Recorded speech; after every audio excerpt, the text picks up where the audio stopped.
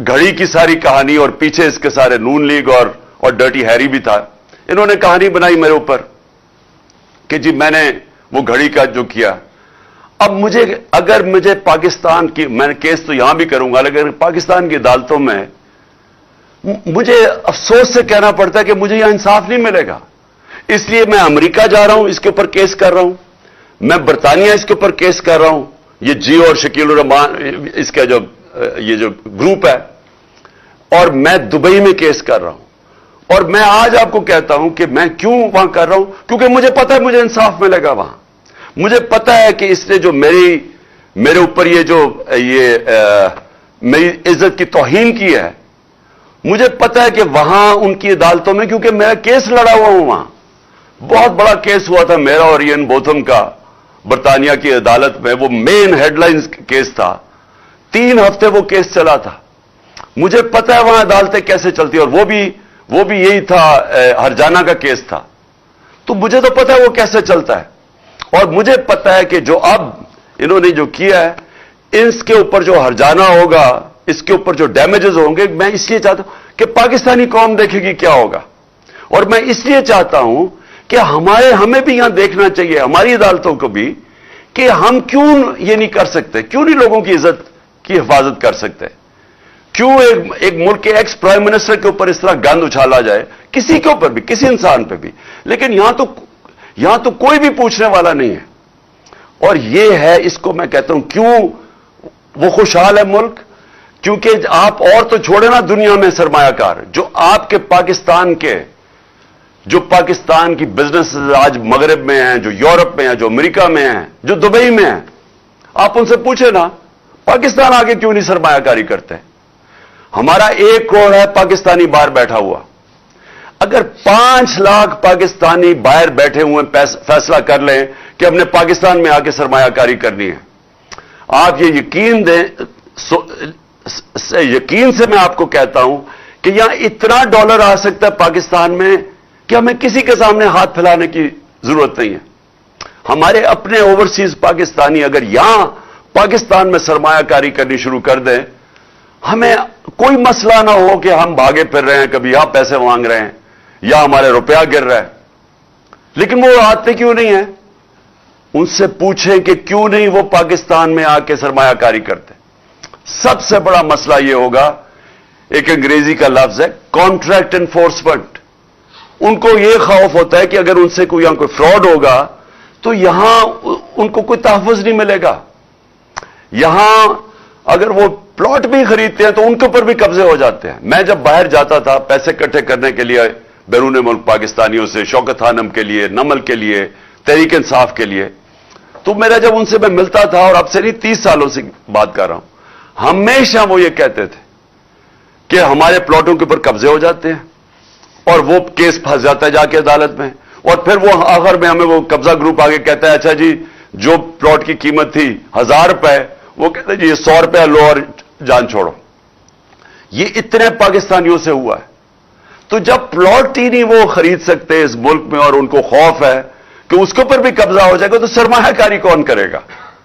तो हमारे मुल्क का जो मुस्तकबिल है, वो जिधर ये ले आए हैं पाकिस्तान को, जो हमें खड़ा कर दिया, दिवालिया निकाल दिया हमारा इन 7 महीने में, अब जो आगे हमने मुल्क को जब उठाना होगा, तो उसके लिए हमें अपने मुल्क में कानून की बालादस्ती कायम करनी होगी। ये जो बड़े बड़े डाकू जो हर बारी चोरी करके और एनआरओ ले लेते हैं, ये किसी मुहज़्ज़ब माशरे में इसका तस्वर नहीं है कि इन्होंने कानून पास किया असेंबली से, और सारे जिन के ऊपर केसेस थे नैब में, वो बाकायदा शिक्के हैं जिसमें बड़े बड़े डाकू बच रहे हैं। उसमें जरदारी किसी में बच रहा है, मरियम किसी में बच गई है, जो और इनके लोग फंसे हुए सब बच रहे हैं। 1100 अरब रुपया जो इस कौम को आना था, वो सारा इन्होंने हजम कर लिया है कानून बदल के, अपने आप को फायदा, अपने आप को एनआरओ देके। तो जब ताकतवर चोरी करके भी नहीं पकड़ा जाए, कमजोर को तहफ़्फ़ुज़ ना मिले, वो कौम आजाद नहीं होती, वो अपनी आजादी खो बैठती है। जिस तरह हजरत अली का कौल है कि वो निजाम नहीं चल सकता, और ये हमारा नहीं है, ये सारे गरीब मुल्कों का यही कहानी है। تو اس لیے یہ دوسری چیز ہے، یہ ہماری جدوجہد چلے گی طاقتور کو قانون کے نیچے لانے کے لیے، اور یہ چلتی رہے گی، یہ مارچ سے آگے چلتی جائے گی، یہ تو تحریک چلتی جائے گی جب انشاءاللہ جب تک حقیقی طور پہ اپنے ملک کو آزاد نہ کریں۔ اب میں دو تین اور آخر میں باتیں کرتا ہوں، ڈیٹ، کیونکہ میں نے آپ کو ابھی ڈیٹ دینی ہے کہ ہم نے کس دن انشاءاللہ اسلام آباد سب نے پہنچنا ہے، پنڈی پہنچنا ہے کس دن، وہ میں آپ کو بھی ڈیٹ دینے لگا ہوں۔ لیکن میں آج 7 مہینے ہو گئے ہیں ہماری گورنمنٹ کو ہٹائے، تو میں آج اپنی جو طاقتور ہماری جو اسٹیبلشمنٹ ہے، جن کے پاس طاقت ہے، جو اس ملک کو کسی طرف بھی لے جا سکتے ہیں، پازیٹو بھی لے جا سکتے ہیں، نیگیٹو بھی لے جا سکتے ہیں، تو میں ان سے آج ایک سوال پوچھتا ہوں۔